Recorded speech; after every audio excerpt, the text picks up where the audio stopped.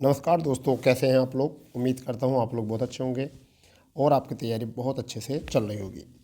दोस्तों, जैसे कि आपको पता है कि यूपी पुलिस के प्रैक्टिस सेट के साथ हम उपस्थित होते हैं शाम के 7 बजे डेली, और हमारा टारगेट होता है 37 प्रश्नों में से 37 प्रश्न का पूर्ण एनालिसिस कराना। और आज हमारा प्रैक्टिस सेट नंबर है 27, और इसमें हमने रखे हैं सिलेक्शन वाले बिल्कुल प्रश्न। आपको बिल्कुल सबसे ऑथेंटिक प्रैक्टिस सेट मिलने वाला है, जो कि जहाँ से बिल्कुल सीधे क्वेश्चन बनने वाले हैं।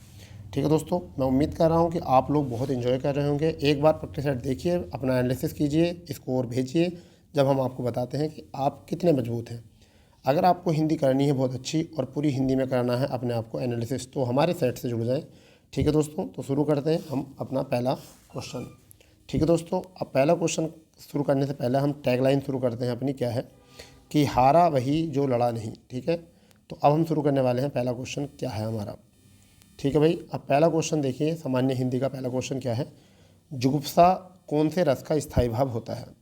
जुगुप्सा कौन से रस का स्थायी भाव होता है। पहला ऑप्शन है शांत रस, दूसरा करुण रस, तीसरा अद्भुत रस और चौथा विभत्स रस है। तो आपको बताना है कि क्या होगा।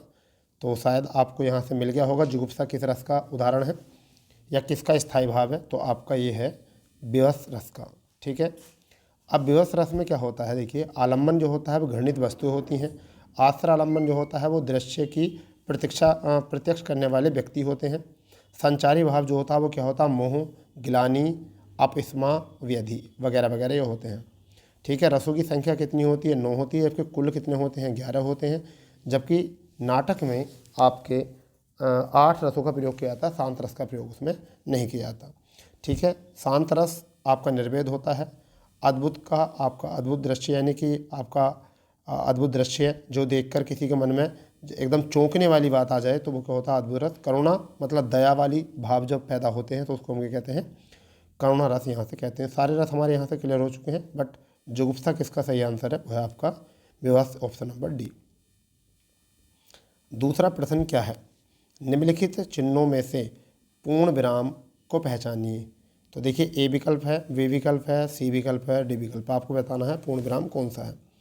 तो आपका सही आंसर मिल गया होगा, पूर्ण विराम होता है ए विकल्प। जबकि ये जो होता है बी विकल्प होता है आपका अर्ध विराम।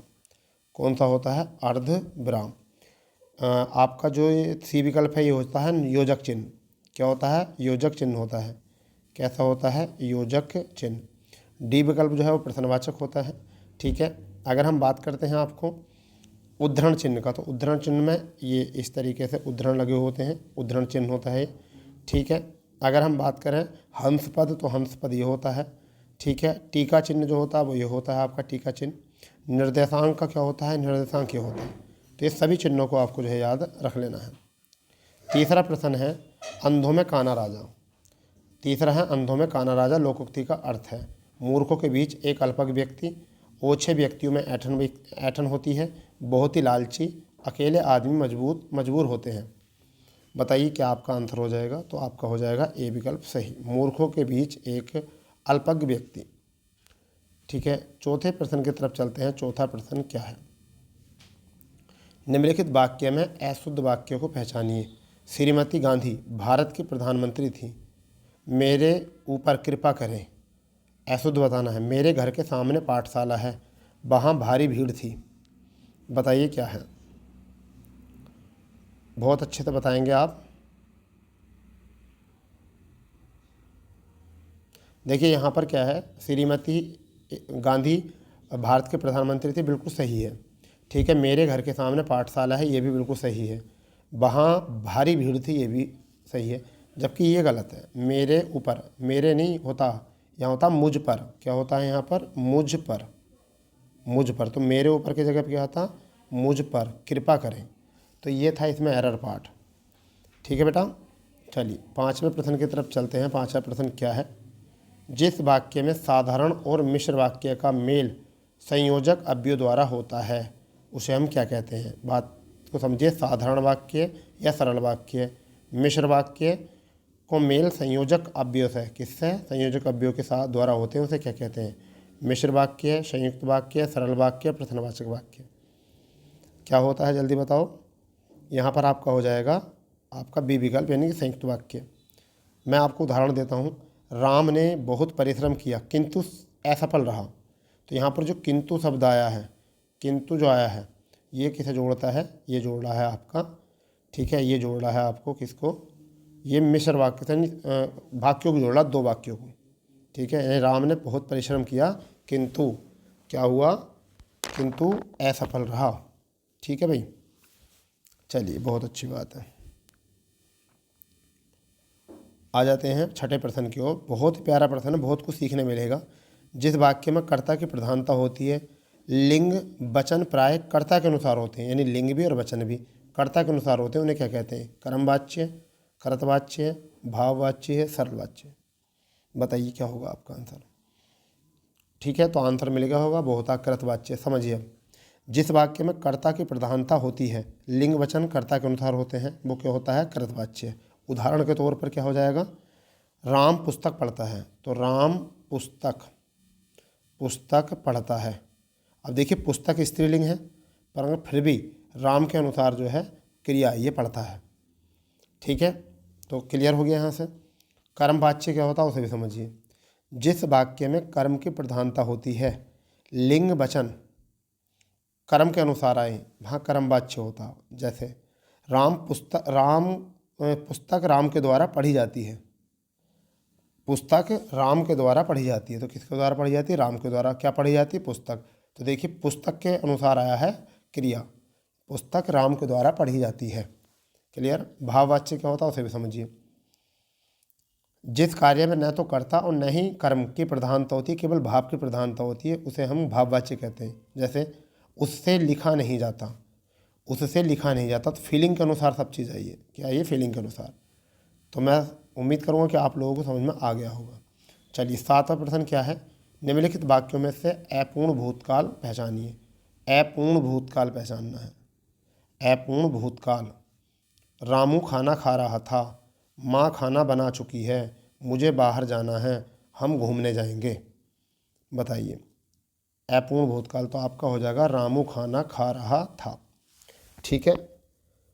अब देखिए पूर्ण वर्तमान काल क्या होगा, ये जो है माँ खाना बना चुकी है, ये क्या होगा, पूर्ण वर्तमान। ये आपका आ जाएगा पूर्ण वर्तमान, ये आपका आ जाएगा पूर्ण वर्तमान। क्लियर।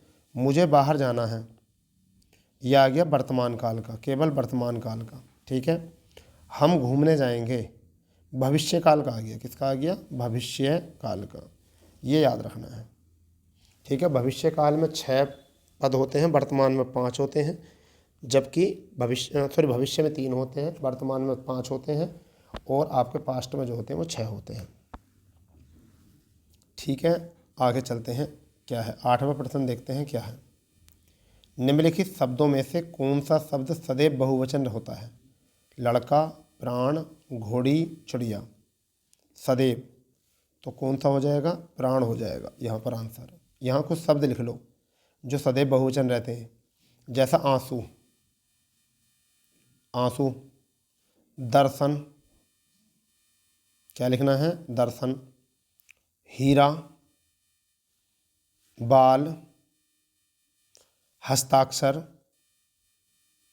हस्ताक्षर। तो ये सब क्या होते हैं, ये सब बहुवचन रहते हैं, ठीक है भाई।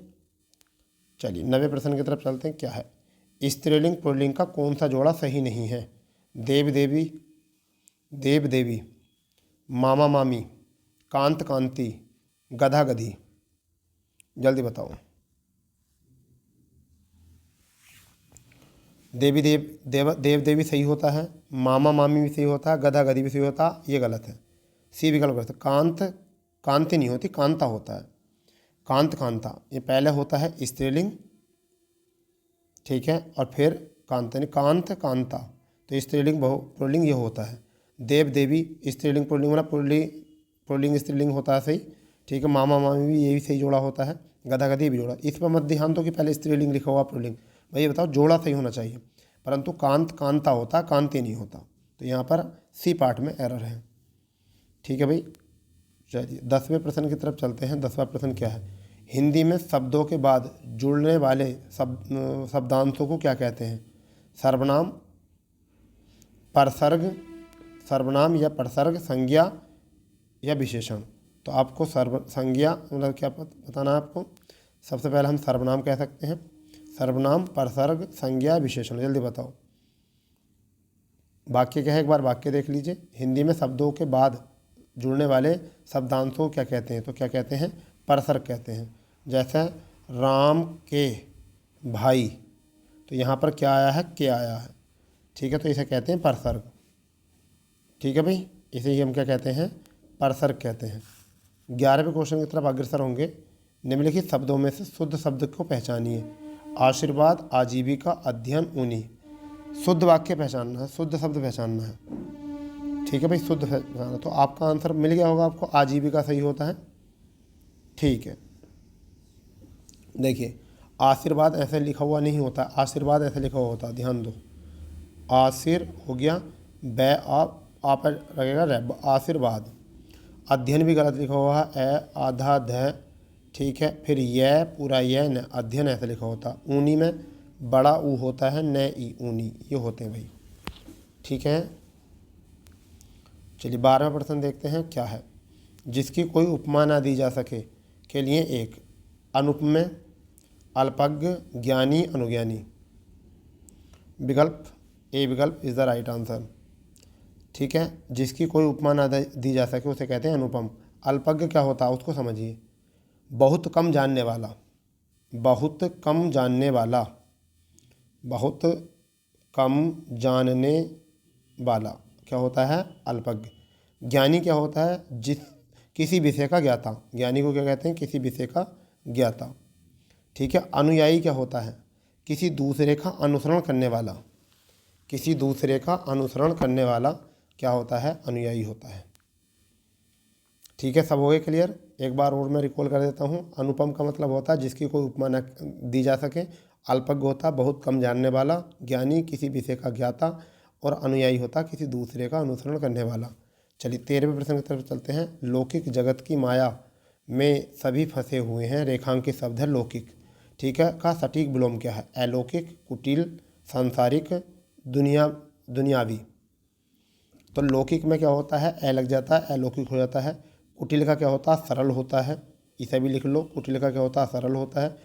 ठीक है, सांसारिक का होता है पारलौकिक, क्या होता है, पारलौकिक, पारलौकिक होता है। सांसारिक का क्या होता है, पारलौकिक होता है। 14वें प्रश्न की तरफ चलेंगे। बहुत ही बढ़िया प्रश्न, बहुत अच्छा प्रश्न है। हमें सूर्य नमस्कार करना चाहिए, तो सूर्य है यहाँ पर, का पर्यायवाची बताना है, सूर्य का पर्यायवाची बताना है। ऑप्शन ए दिनकर, बी नरेश, सी कलाधर, डी सारंग। तो दिनकर, दिवाकर ये सब होते हैं, क्या क्या होते हैं, दिनेश होता है एक, तो सूर्य का दिनेश होता है, दिवाकर होता है, दिवाकर होता है, भानु होता है, लिख लेंगे इन बातों को, भानु होता है, भास्कर होता है, क्या होता है, भास्कर होता है। ठीक है, रवि होता है, क्या होता है भैया, रवि होता है। ठीक है, आदित्य होता है, आदित्य होता है। और मार्तंड होता है, मार्तंड, मार्तंड होता है। अंशुमाली होता है, अंशुमाली। तो सुन लो, दिनेश होता है, दिनकर होता है, दिवाकर होता है, भानु होता है, भास्कर होता है, रवि होता है, आदित्य होता है, मार्तंड होता है और अंशुमाली होता है। तो ये तो हो गए किसके, आपके सूर्य के। चलिए अब नरेश के लिख लेते हैं। नरेश के इसके लिखो, ये तो क्लियर हो गया, तो नरेश के लिखो। नरेश का होता है भूप, फिर होता भूपति, भूपति। ठीक है, नरपात, नरपात, भूपाल, भूपाल, राव, नरेंद्र, नरेंद्र, निरप। ठीक है, महीप। ये होते हैं भूप, भूपति, नरपात, भूपाल, राव, नरेंद्र, नरप। ठीक है, चलिए दिनकर का हो चुके हैं, नरेश का हो चुका है। कालाधर का क्या होते हैं, कालाधर का होता है सोम, सोम। और एक होता है रजनीश, रजनीश। ठीक है, सुधांशु, सुधांशु। ठीक है, राकापति, राकापति। चंद्रमा, चंद्रमा। राकेश, चांद, मयंक, ये सब होते हैं किसके? कलाधर के। सोम, रजनीश, सुधांशु, राकापति, चंद्रमा, राकेश, चांद, मयंक, ये सब किसके होते हैं? कलाधर के। चलिए सारंग के लिख लेंगे। धनुष, पिनाक, सरासन, चाप, कमान, ठीक है, ये इसके होते हैं। चलो बहुत बता दिए भाई, बहुत। चलिए आगे देखते हैं 16वां क्वेश्चन क्या है। निम्नलिखित शब्दों में से कौन सा शब्द विशेषण है? शासन, अनुशासन, अनुशंसा, अनुशासित, बताइए क्या है?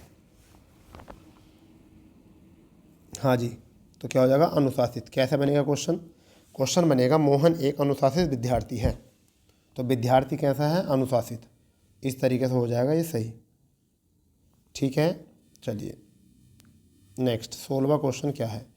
जिन संज्ञाओं से एक ही प्रकार की वस्तुओं अथवा व्यक्तियों का बोध हो उसे क्या कहते हैं? व्यक्तिवाचक, जातिवाचक, भाववाचक, द्रव्यवाचक। तो करेक्ट आंसर कौन सा हो जाएगा? जातिवाचक, ठीक है भाई। जातिवाचक कौन कौन होती हैं? जैसे नदी, पर्वत, पहाड़, लड़का, पठार, मरुस्थल, देश, सब क्या होते हैं? आपके जातिवाचक होते हैं। व्यक्तिवाचक में कौन कौन से होते हैं? व्यक्तिवाचक में राम, गंगा, हिमालय, गीता, ठीक है। भाववाचक में कौन कौन से होते हैं? भाववाचक में दया, कृपा, यौवन, गुरुत्व हो जाएगा आपका। द्रव्यवाचक में कौन कौन से होते हैं? सोना, चांदी, पानी, घी, ऑक्सीजन, गैस, सब इसमें हो जाएंगे। इस तरीके से आपको पता होना चाहिए, ठीक है। 17वां क्वेश्चन क्या है। निम्नलिखित शब्दों में से विदेशी शब्द को पहचानिए। निम्नलिखित शब्दों में से विदेशी शब्द को आपको पहचानना है कि क्या है विदेशी शब्द, ठीक है भाई। इसमें जल्दी आपको समझना है विदेशी शब्द क्या है, ठीक है। निद्रा, अचरज, अलमारी, चबूतर या चबूतरा, ठीक है भाई। तो आपका आंसर हो जाएगा अलमारी, ठीक है। अलमारी, क्लियर। अलमारी पुर्तगाली शब्द है। कैसा शब्द है? पुर्तगाली शब्द, पुर्तगाली शब्द, क्लियर। चलिए पुर्तगाली कौन कौन से होते हैं जो एग्ज़ाम में आते हैं? अलमारी आता है, अनन्नास आता है, पपीता आता है, नीलाम आता है, पतलून आता है। तो ये सब कौन से हैं? पुर्तगाली। तुर्की आते हैं, उर्दू, कैंची, कुर्ता, बारूद, सुराग, बीबी, चम्मच, ये सब तुर्की के होते हैं, ठीक है। हाँ, अब इसमें देखो एक है अचरज। अचरज ये कैसा? अरबी शब्द है। अल्लाह, अदालत, आदमी, औरत, मजबूर, ये सब कैसे हैं? ये अरबी शब्द हैं, ठीक है। चलिए 18वें प्रश्न की ओर चलते हैं। निम्नलिखित शब्दों में से तद्भव शब्द पहचानिए। प्रस्तर, जामुन, तेल, पौत्र, बताइए जल्दी। तो जामुन जो है तद्भव है।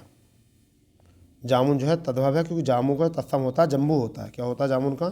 जम्बू, जम्बू होता है तत्सम, ठीक है भाई, क्लियर। 19वां प्रश्न क्या है। निम्नलिखित शब्दों में से तत्सम शब्द पहचानिए। कारण, लोहा, बंदर, दूध, क्या होगा? तो आपका हो जाएगा कारण, क्योंकि कारण का क्या होता है? कारण होता है। क्या होता है? कारण। इसका तद्भव ही होता है। लोहे का लोह होता है। क्या होता है? तत्सम लोह, लोह होता है। बंदर का क्या होता है? बानर, क्या होता है? बानर। दूध का क्या होता है? दुग्ध, दुग्ध होता है, ठीक है। 20वां क्वेश्चन क्या है। लोगों ने उसे मार मार कर अधमरा कर दिया। रेखांकित शब्द में है अध का बताना। अध क्या है? संज्ञा, उपसर्ग, अव्यय, प्रत्यय। तो क्या होता है? उपसर्ग, और उपसर्ग से बना शब्द जो होता है वो क्या होता है? अव्यय समास होता है, ठीक है। जैसे अधमरा, अधकच्चा, अधकचरा, अंधभक्त, ये सब क्या होते हैं? आपके अव्यय समास के उदाहरण भी होते हैं, समझ गए। चलिए अब देखते हैं एक थोड़ा गद्यांश है। नीचे दी गई कविता की पंक्तियों को पढ़कर प्रश्न दीजिए। चमकीली है सुबह आज की आसमान में, निश्चय कल की सुबह और चमकीली होगी। बेचैनी की बाहों में कल फूल खिलेंगे। घुटन गमकती सांसों की आवाज़ सुनेगी, ठीक है। आगे है एक पंक्ति और दी गई है। कुंठाओं की टहनी छिन छिन छिन भिन होगी फिर, आशा अपने हाथों में कब कुसुम चुनेगी। चटकीली है आज चहकती हुई चांदनी, कल चंदा की किरण और चटकीली होगी खुल जाएंगे। अब सबके दिल के दरवाजे आँखें अपनी खोलो, खोलो आँखों को पहचान सकेंगी, ठीक है। अब वाक्यांश देखिए क्या है। एक बार ऐसा दिमाग में कर लो जिससे कि आपको याद हो जाए कि गद्यांश में क्या था। काव्यांश में चमकीली सुबह का आशय किससे है? अंधकार समाप्ति के बाद आशा भरी सुबह, सूर्य की किरणों में चमकती सुबह, सफ़ेद कोहरे में चमकती सुबह, प्रातःकाल का समय। समझो आराम से क्या है। अंधकार समाप्त यानी कि व्यक्ति के अंधकार के बाद में जब आशा की किरण होती है उसे हम क्या कहते हैं? चमकीली सुबह कहते हैं। ठीक है। कवि का विश्वास है कि सुबह का समय सदा सुहावना होता है। कल की सुबह आज से अच्छी होगी। सुबह का सूर्य कष्ट दूर कर सकता है। आज की सुबह सबसे अच्छी होगी। बताओ क्या था इसमें? इसमें आपका हो जाएगा कि कल की सुबह आज से अच्छी होगी। हर एक आदमी उम्मीद ये करता है आगे के लिए कि भाई आज जो हुआ चलो छोड़ो, कल अच्छा होगा। ठीक है। गद्यांश को एक बार पढ़ लिया तो समझ लो बढ़िया हो गया। 23वां प्रश्न है, कुंठाओं की टहनी छिन्न भिन्न होगी का मतलब क्या? दुखों की अनुभूति खत्म होगी, पुरानी डाली टूट जाएंगी, निराशा दूर हो जाएगी, या मन का दुख दूर हो जाएगा। तो इसका मतलब होता है निराशा दूर हो जाएगी, कि कुंठाएँ जो होती हैं, निराशा होती हैं, वो छिन्न भिन्न का मतलब दूर हो जाएंगी। ठीक है। अब 24वां प्रश्न है, चांदनी का विशेषण है चटकीली, तड़पती, गमकती, महकती। तो ये किसका होगा? चांदनी होगा चटकीली का। क्या होगा विशेषण? चांदनी का चटकीला होगा। ठीक है। आगे है, दिल के दरवाजे खुल जाएंगे का क्या अर्थ है? आपस में बातें करेंगे, दिलों में सबके प्रति मित्रता रहेगी, कोई बात छिपी नहीं रहेगी, हृदय से हृदय मिलेंगे। तो तुम्हें पता ही है ये तो। दिल के दरवाजे खुलने का मतलब क्या होता है? अर्थ का मतलब क्या होता है? ये होता है दिलों में सबके प्रति मित्रता रहेगी। ठीक है। जो कपट होती है वो ख़त्म हो जाएगी। ये कुछ इसमें कहा गया था और कुछ भी नहीं था इस गद्यांश में। ठीक है भाई। चलिए अब 26वें क्वेश्चन की तरफ चलते हैं। बहुत प्यारा क्वेश्चन है 26वां। ठीक है। क्या है वो क्वेश्चन? कर्कश का विलोम कौन सा होगा? कठोर, विवेकी, मधुर, विनय। बताइए क्या होगा इसका? कर्कश का विलोम क्या होगा? ठीक है भाई। तो कर्कश का विलोम जो होता है वो क्या होता है? मधुर होता है। क्या होता है? मधुर। ठीक है। विवेकी का क्या होगा? अविवेकी होगा। विवेकी का क्या होगा? अविवेकी होगा। ठीक है। कठोर का क्या होगा? विनिमय होगा। तो यह एक दूसरे के विपरीत है। 27वां, मूर्त शब्द का विलोम क्या है?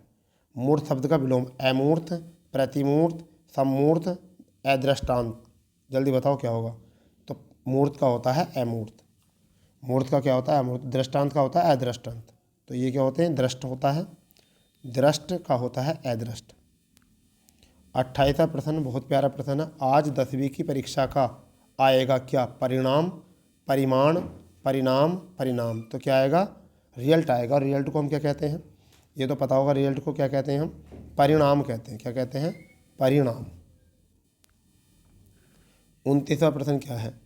पीकर कोयल अपने में जाकर बैठी। तो नीर पीकर, नीर मतलब जल पीकर, कोयल अपने कहाँ पर? घोंसले में जाकर बैठी। और घोंसला मतलब क्या होता है? घोंसला मतलब क्या होता है? नीड़। तो क्या होगा? नीर और नीड़, ऑप्शन नंबर सी। तो यहाँ पर आ जाएगा नीड़। नीड़ माने क्या होता है? घोंसला होता है। ठीक है। तो नीर पीकर कोयल अपने नीड़ में जाकर बैठी। तो ये देख लो नीर और नीड़ वाला विकल्प कौन सा? तो सी विकल्प सही हो जाएगा।